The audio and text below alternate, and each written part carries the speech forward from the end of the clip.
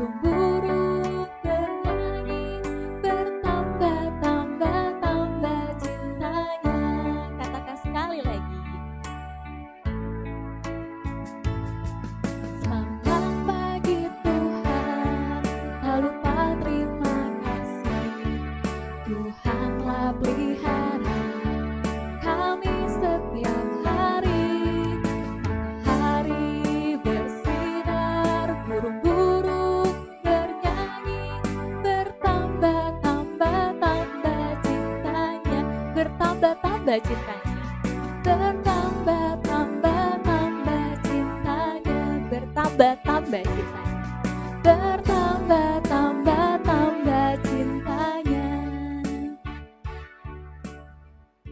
Adik-adik, langsung mau tanya nih, kalau kita diciptain nih, punya 2 tangan, punya 2 kaki, dan kita juga diciptain mulut nih untuk kita berbicara. Langsung mau tanya sama adik-adik, apa sih gunanya Tuhan menciptakan 2 tangan, 2 kaki, dan juga ada mulut nih untuk berbicara? Ada yang tahu? Nah, boleh gak sih kita gunain tangan kita itu untuk cubit teman kita? Atau boleh gak kita gunain tangan kita ini untuk mukul kakak kita atau adik kita? Atau bahkan kita gunain kaki kita untuk nendang teman kita? Atau bahkan kita gunain mulut kita ini untuk ngejek teman-teman kita atau ngejek adik kita. Boleh gak kira-kira? Coba adik-adik, langsung mau dengar jawaban adik-adik. Yang keras ya. Boleh gak?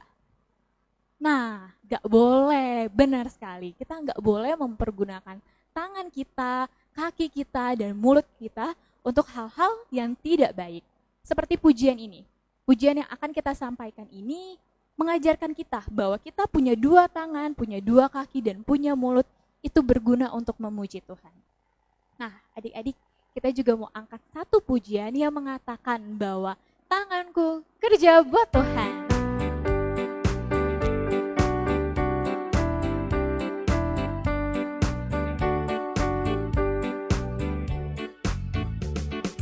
Tanganku kerja buat Tuhan.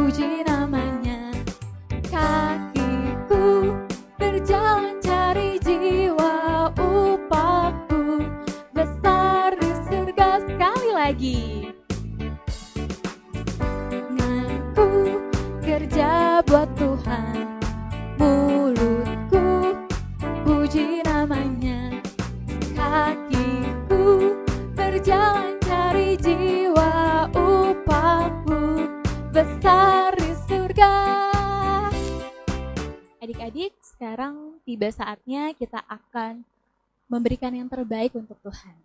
Nah, adik-adik siapkan persembahannya. Kita mau berdoa ya. Lipat tangannya dan ditutup matanya. Tuhan Yesus, terima kasih atas berkat-berkat yang telah Engkau berikan.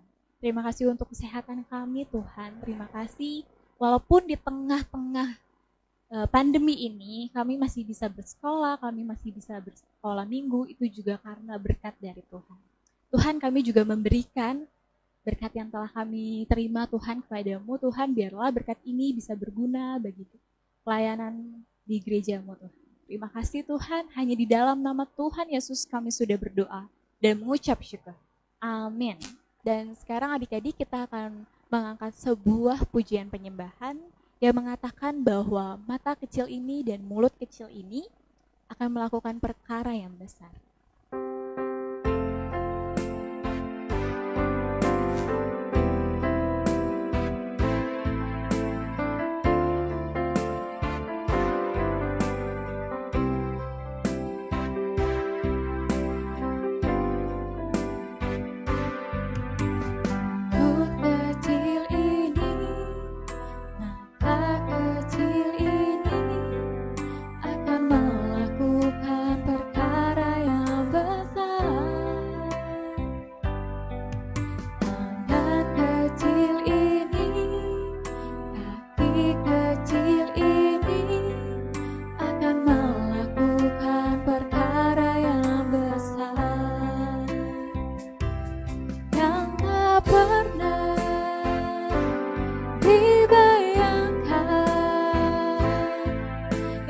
Pernah timbul dalam hatiku, sebab itulah yang Dia kerjakan bagi orang yang percaya padanya. Kita mau katakan lebih sungguh lagi. Mata kecil ini, mulut kecil ini akan melakukan perkara yang besar. Tangan kecil ini, kaki kecil ini akan melakukan perkara yang besar yang tak pernah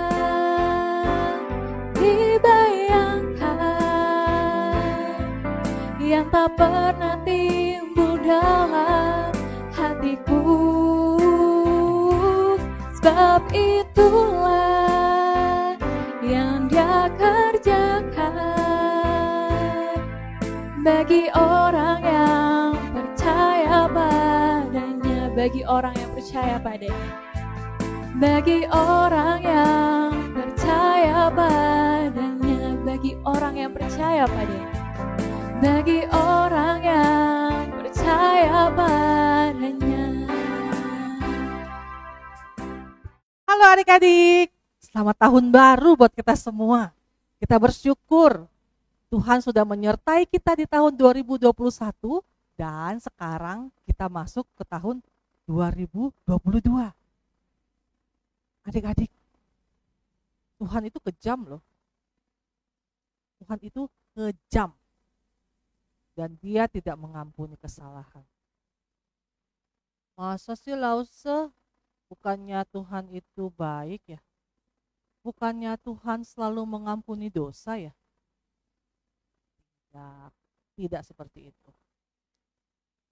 Kalian penasaran? Mau tahu jawabannya? Kenapa Lause bilang Tuhan itu kejam dan Tuhan itu tidak mengampuni kesalahan?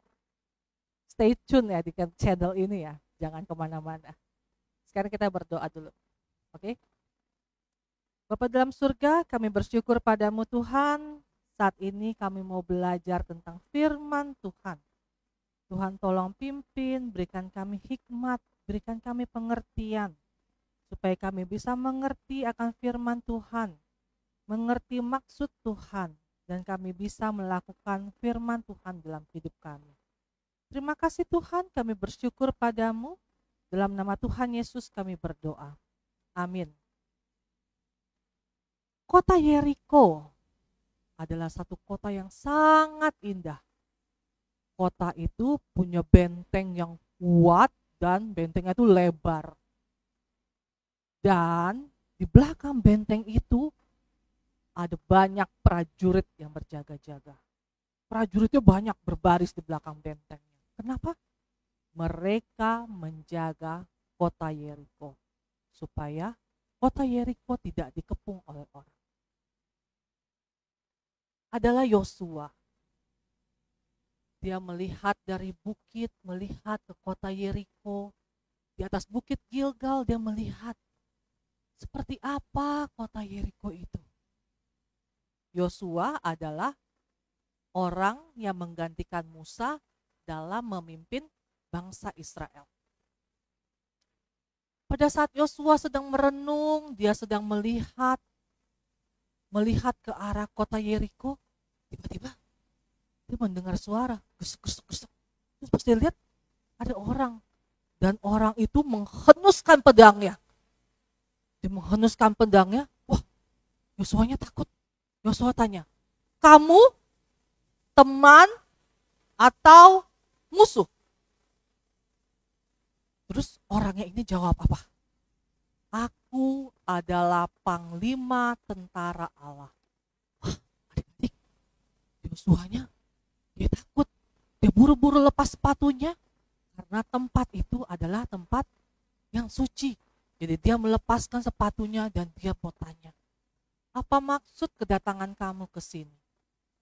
Orang itu berbicara bahwa Tuhan akan menyerahkan kota Yeriko ke dalam tangan orang Israel. Terus ulang ya. Tuhan akan menyerahkan kota Yeriko kepada orang Israel. Dan Tuhan berkata, barang-barang yang ada di Yeriko tidak boleh diambil. Barang-barang yang sudah dikhususkan untuk Tuhan tidak boleh diambil. Kalau ada yang ngambil, akan mendatangkan celaka untuk semua orang Israel. Dan Tuhan mau orang-orang Israel berkepung, mengepungi kota Yeriko itu. Setiap hari mereka akan mengelilingi kota Yeriko itu 1 kali. Setiap hari 1 kali. Selama 6 hari. Di hari yang ke-7, mereka akan mengelilingi kota itu 7 kali dan trompet akan ditiup. Pada saat trompet ditiup, orang Israel harus bersorak dan kota Yeriko itu akan runtuh. Itu yang difirmankan Tuhan. Dan Yosua bersama dengan semua bangsa Israel, mereka melakukan seperti yang Tuhan perintahkan kepada mereka. Dan adik-adik, hancurlah kota Yeriko. Ingat tadi yang Tuhan larang apa? Tuhan melarang mengambil barang yang dikhususkan untuk Tuhan. Tidak boleh ada yang mengambil barang. Tidak ada yang boleh mengambil barang dari kota Yeriko. Jika ada yang mengambil, maka akan mendatangkan celaka buat bangsa Israel. Tapi siapa itu? Kenapa dia mengais-ngais? Kenapa dia menggaruk-garuk tanah? Padahal tanahnya masih ada api-apinya sedikit. Tapi dia merauk-rauk itu tanah.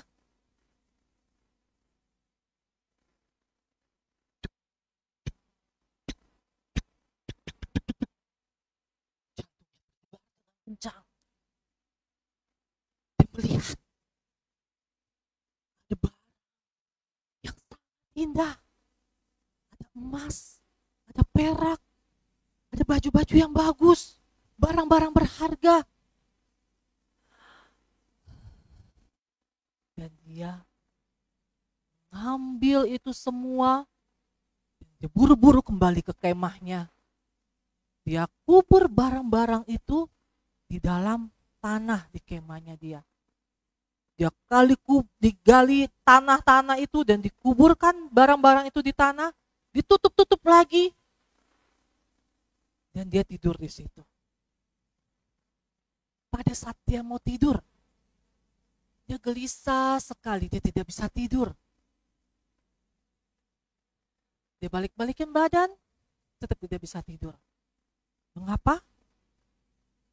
Dia merasa seolah-olah mata Tuhan melihat kepada dia. Karena apa? Dia sudah mengambil barang. Barang yang Tuhan larang. Dia sudah mengambilnya. Dia mengambil emas, dia mengambil perak, mengambil barang-barang yang indah dari kota Yeriko. Padahal Tuhan sudah melarangnya. Dia tidak bisa tidur. Dia gelisah sepanjang malam. Sama sekali dia tidak bisa tidur. Karena ada rasa takut. Adik-adik, dekat kota Yeriko, ada satu kota yang bernama kota Ai. A dan I, kota Ai. Kota Ai ini tidak sebesar kota Yeriko. Kota ini adalah kota yang lebih kecil. Jadi Yosua menyuruh mata-mata untuk datang ke kota itu dan lihat perlu bawa berapa banyak orang sih untuk menyerang kota Ai itu. Mata-matanya datang ke kota Ai mengendap-endap dan dia melihat. Oh, oke. Pas dia kembali kepada Yosua, dia bilang apa? Bahwa 2 atau 3.000 orang juga cukup. Kotanya kecil. Tidak seperti kota Yeriko yang besar. Jadi Yosua membawa tentaranya 3.000 orang untuk menyerbu kota Ai. Karena dianggap kota Ai itu adalah kota yang kecil. Pasti kita bisa mengalahkan mereka. Yeriko yang besar aja bisa dikalahkan. Masa Ai yang kotanya kecil tidak bisa dikalahkan? Itu adalah pemikiran Yosua dan orang-orang Israel. Tapi apa yang terjadi adik-adik? Kota Ai yang kecil, yang dianggap kecil oleh orang Israel, tidak bisa dikalahkan. Malah tentara Israel matinya 36 orang. Mereka mati pada saat mereka perang bersama dengan kota. Yosua sedih, Yosua kecewa. Tuhan, kenapa Tuhan tidak menyertai kami? Mengapa Tuhan tidak membantu kami melawan Ai? Yeriko sudah Tuhan bantu. Kenapa pada saat kami berperang melawan kota Ai, Tuhan tidak membantu kami? Tuhan menjawab Yosua. Orang Israel telah berbuat dosa dan melanggar perintah. Mereka sudah melanggar perintah Tuhan. Perintah apa Tuhan? Dari orang Israel itu ada yang mengambil emas, perak, dan barang berharga yang dikhususkan untuk Tuhan. Padahal Tuhan sudah melarangnya. Yosuanya gimana? Ya ampun, karena satu orang yang mengambil barang-barang itu membuat satu Israel itu kalah. Jadi keesokan harinya Yosua mengumpulkan suku demi suku. Suku di Israel itu ada 12 suku. Dia mengumpulkan suku demi suku. Dari suku diundi dan dapatlah suku Yehuda. Dari suku Yehuda diundi lagi, dihadapkan keluarga demi keluarga. Keluarga besar demi keluarga besar. Didapatkan lagi satu keluarga. Dari keluarga ini diundi lagi. Keluarga yang kecil ini dan keluarga kecil ini. Dan didapatkan satu keluarga. Keluarga itu adalah keluarga Akan. Orang ini yang bernama Akan. Akan ini yang tadi mengendap-endap mengambil barang. Yosua bertanya kepada Akan, anakku, apa yang sudah engkau lakukan? Akan menjawab, Aku sudah berdosa karena aku sudah mengambil barang-barang. Aku mengambil sekantong emas dan perak. Aku melihat barang-barang itu indah, maka aku menyimpannya di kemahku. Aku menggali lubang dan menaruhnya di kemahku. Aku sudah berdosa kepada Tuhan. Dan adik-adik, apa yang terjadi? Yosua menyuruh Akan untuk mengambil barangnya, mengambil barang yang sudah dia curi itu untuk dibawa ke tengah-tengah orang-orang Israel. Jadi Akan bersama anak-anaknya, istrinya, ternaknya, semua barangnya dia, mereka dibawa ke satu tempat dan mereka dirajam. Dirajam itu dilempari batu. Dilempar batu sampai mereka mati. Setelah itu, apa yang terjadi? Murka Tuhan atas orang Israel itu surut. Tidak ada lagi murka Tuhan. Karena apa? Orang yang sudah melanggar perintah Tuhan. Tuhan menyuruh jangan mencuri barang dari kota Yeriko. Tapi orang itu mencurinya dan membuat Tuhan marah. Tapi pada saat orang itu dihukum, Tuhan tidak marah lagi kepada orang Israel. Nah, adik-adik, kenapa Tuhan kejam dan tidak mengampuni Akan? Padahal Akan sudah mengakui dosanya di hadapan Tuhan. Kita lihat di Yosua 6 ayat 18.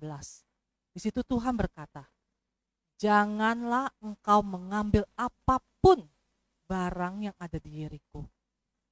Tuhan sudah bilang, jangan mengambil, jangan mencuri barang apapun yang ada di Yeriko. Tapi akan melanggarnya.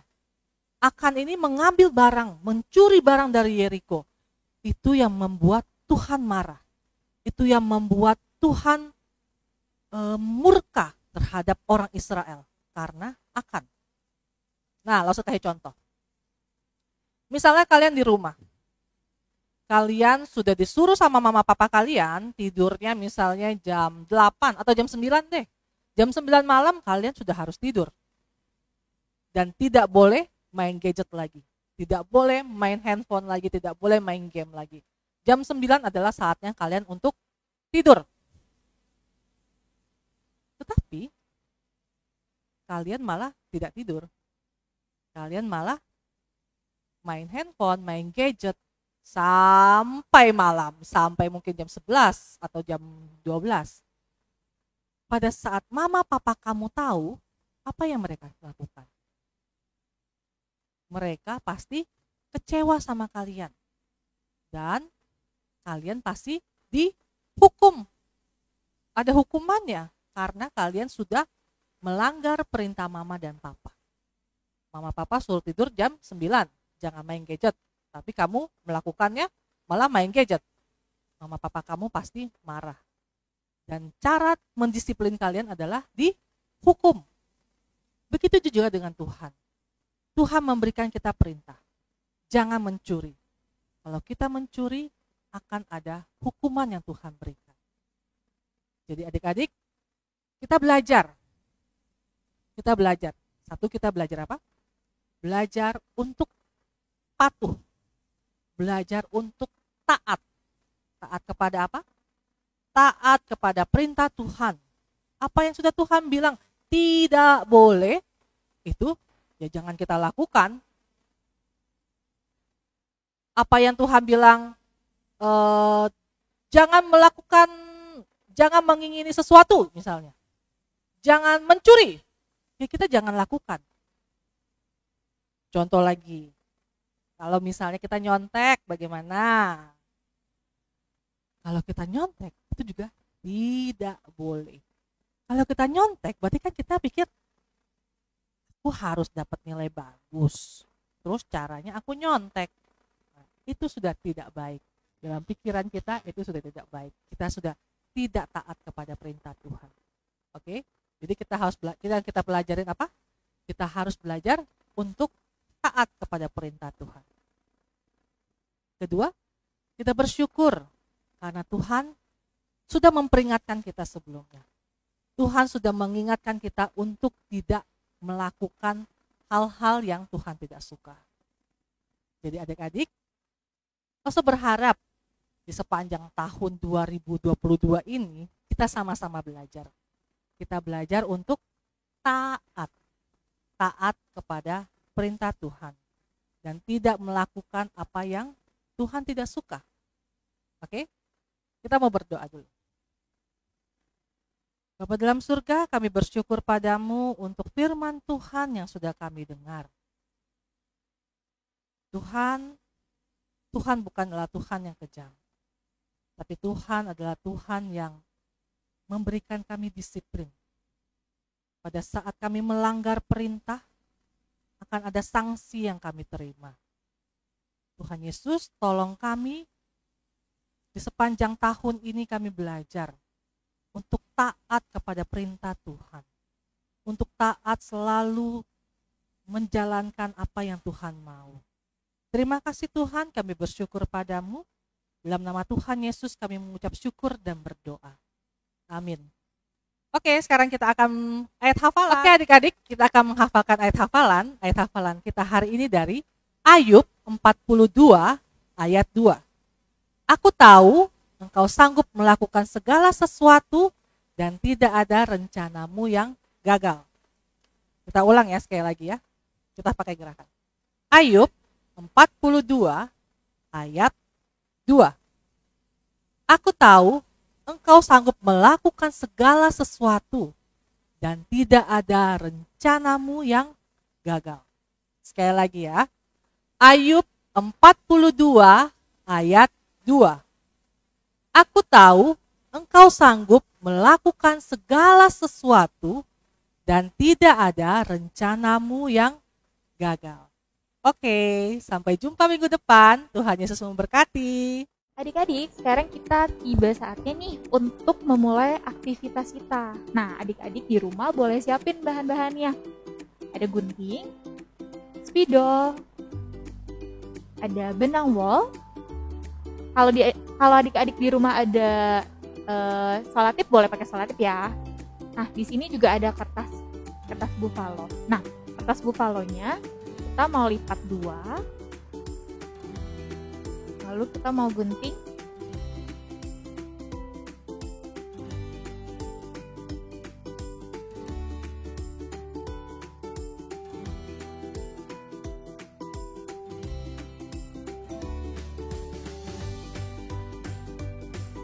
Nah, jadi seperti ini adik-adik. Nah, kalau sudah seperti ini kita siapkan benang wolnya.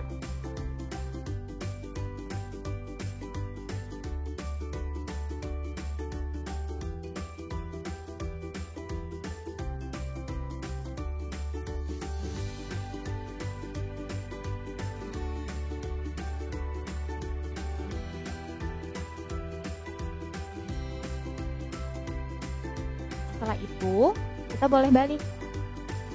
Nah, adik-adik boleh tuliskan kata-kata di sini. Ini. Nah, jadi deh aktivitas pada minggu hari ini. Jangan lupa ya, untuk aktivitasnya kalian foto dan kalian kirimkan juga. Saya selesai. Selamat hari Minggu adik-adik.